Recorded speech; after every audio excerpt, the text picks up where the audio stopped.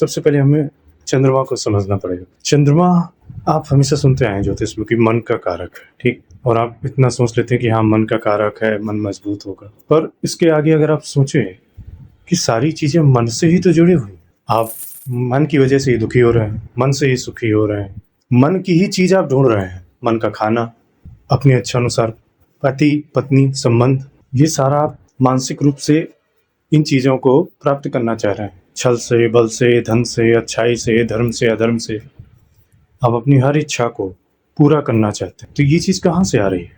सब कुछ आप किसी मानसिक शक्ति से ही संचालित हो रहा है, मन से ही संचालित हो रहा है।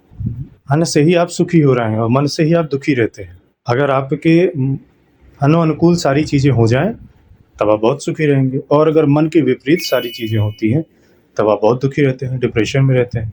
तो आप ये जो इस संसार में जी रहे हैं, जो कुछ भी आप प्राप्त करना चाह रहे हैं, वो सारा विचार, वो सारी इच्छा पहले मन में आ रहा है।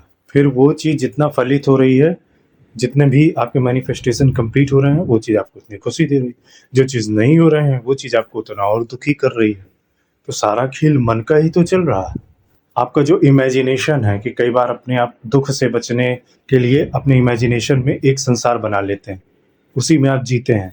तो ये घटना आपके मन में घटित हो रही है। और ज्योतिष में इसीलिए चंद्रमा का बहुत विशेष महत्व है, लेकिन ये है कि चंद्रमा बहुत ही एक अंडररेटेड प्लैनेट होकर के रह गए, क्योंकि चंद्रमा को लेकर के कोई